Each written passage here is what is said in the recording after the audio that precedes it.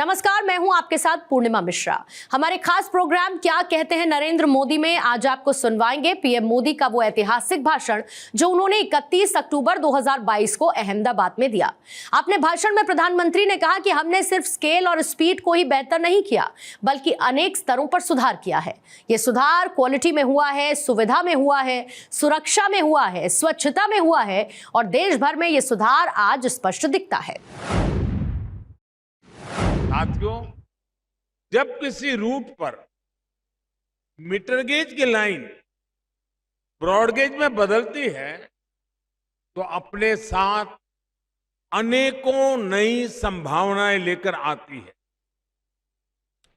असारवा से उदयपुर तक लगभग 300 किलोमीटर लंबी रेल लाइन, उसका ब्रॉड गेज में बदलना इसलिए भी बहुत महत्वपूर्ण है।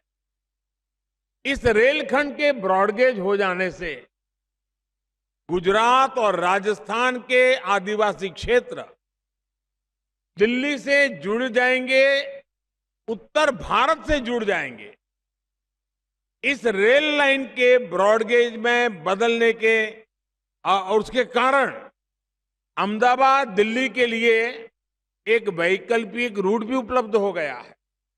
इतना ही नहीं, अब कच्छ के पर्यटन स्थल और उदयपुर के पर्यटन स्थलों के बीच भी एक डायरेक्ट रेल कनेक्टिविटी स्थापित हो गई है।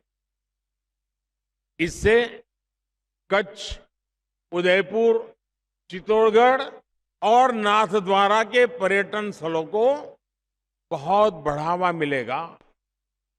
दिल्ली, मुंबई और अहमदाबाद जैसे बड़े औद्योगिक केंद्रों से सीधे जुड़ने का भी लाभ यहां के व्यापारियों को मिलेगा। विशेषकर हिम्मतनगर के टाइल्स उद्योग को तो बहुत मदद मिलने वाली है। इस प्रकार लुणीधार जेतलसर रेल लाइन के ब्रॉडगेज में बदलने से अब डसा जेतलसर खंड पूरी तरह से ब्रॉडगेज में परिवर्तित हो गया है। ये रेल लाइन बोटाद, अमरेली और राजकोट जिलों से होकर गुजरती है, जहां अब तक सीमित रेल कनेक्टिविटी रही है।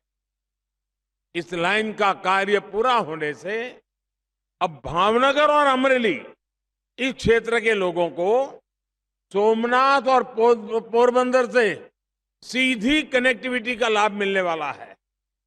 और साथियों, इसका एक और लाभ होगा, इस रूट से भावनगर और सौराष्ट्र क्षेत्र के हमारे राजकोट, पोरबंदर और वेरावल ऐसे शहरों की दूरी भी कम हो गई। अभी भावनगर वेरावल की दूरी लगभग 470 किलोमीटर है, जिसमें 12 घंटे लगते हैं। ये ब्रॉडगेज का काम पूरा होने के बाद, नया रूट खुलने के बाद अब ये घटकर करीब 290 किलोमीटर से भी कम रह गई। इस वजह से यात्रा का समय भी 12 घंटे से घटकर 6.5 घंटे पे रह जाएगा। साथियों, नया रूट खुलने के बाद भावनगर पोरबंदर के बीच की दूरी करीब करीब 200 किलोमीटर और भावनगर राजकोट के बीच की दूरी करीब 30 किलोमीटर कम हो गई।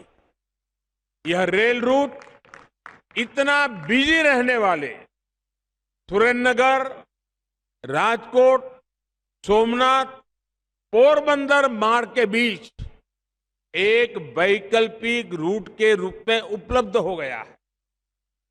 ब्रॉडगेज रूट पर चलने वाली ट्रेनें गुजरात के औद्योगिक विकास को भी गति देगी, गुजरात में पर्यटन भी आसान बनाएगी और जो क्षेत्र देश से कटे हुए थे उन्हें पूरे देश से जोड़ देगी। आज राष्ट्रीय एकता दिवस के दिन इस परियोजना का लोकार्पण करना इसे और विशेष बना देता है। साथियों, जब डबल इंजन की सरकार काम करती है तो उसका असर सिर्फ डबल नहीं होता, बल्कि कई गुना ज्यादा होता है। यहां एक और एक मिलकर दो नहीं, बल्कि एक के बगल में एक 11 की शक्ति धारण कर लेते हैं। गुजरात में रेल इंफ्रास्ट्रक्चर का विकास भी इसका एक उदाहरण है।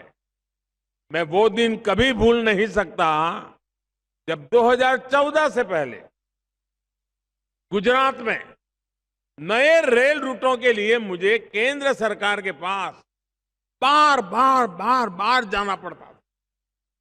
लेकिन तब बाकी क्षेत्रों की तरह ही रेलवे के संबंध में भी गुजरात के साथ अन्यायपूर्ण व्यवहार किया जाता था।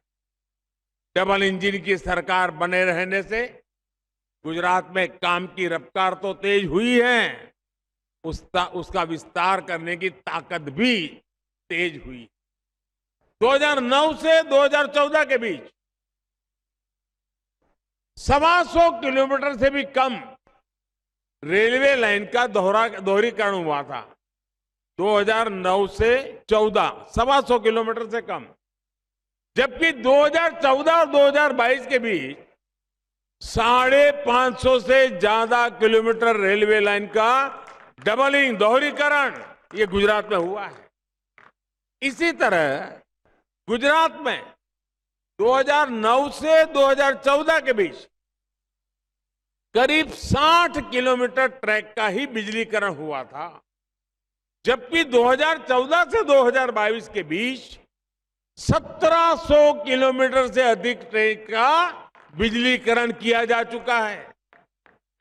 यानी डबल इंजन की सरकार ने पहले के मुकाबले कई गुना ज्यादा काम करके दिखाया है। और साथियों, हमने सिर्फ स्केल और स्पीड को ही बेहतर नहीं किया, बल्कि अनेक स्तरों पर सुधार किया है।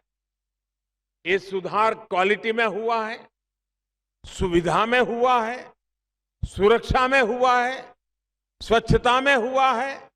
देश भर में रेलवे स्टेशनों की स्थिति में सुधार आज स्पष्ट दिखता है। गरीब और मध्यम वर्ग को भी आज वही माहौल दिया जा रहा है जो कभी साधन संपन्न लोगों की पहुंच में ही होता था।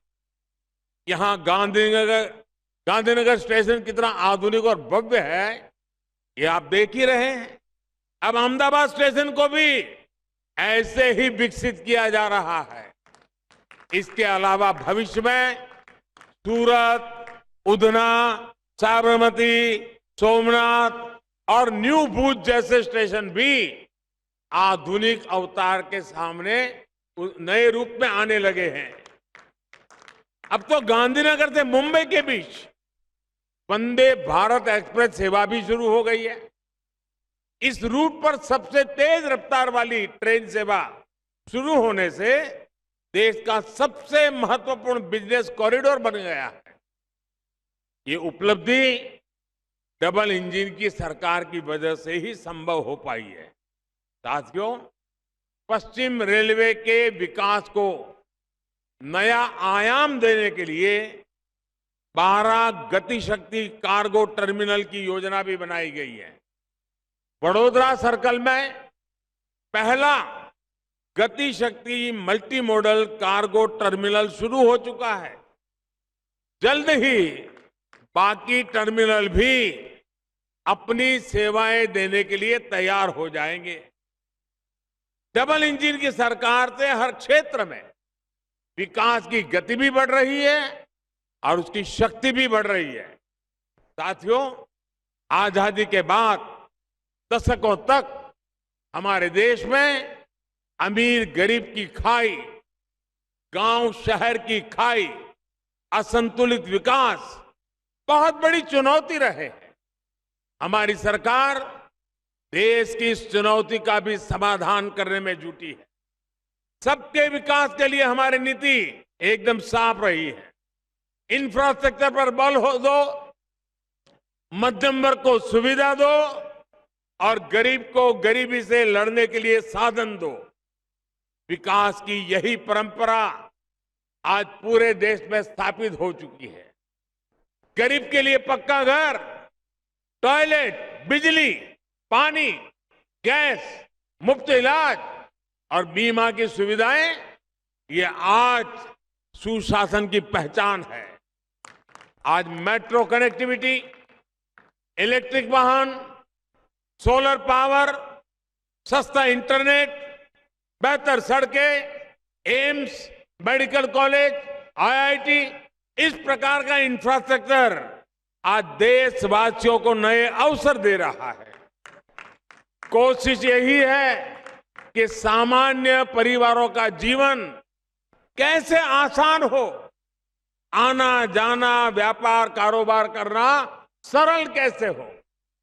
भाइयों बहनों, देश में कनेक्टिविटी इंफ्रास्ट्रक्चर के विकास के लिए अप्रोच में बहुत बड़ा बदलाव आया है।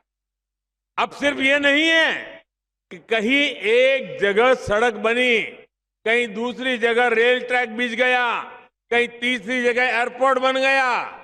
अब कनेक्टिविटी का एक संपूर्ण सिस्टम तैयार किया जा रहा है, यानी यातायात के अलग अलग माध्यम एक दूसरे से भी कनेक्ट हो, ये सुनिश्चित किया जा रहा है।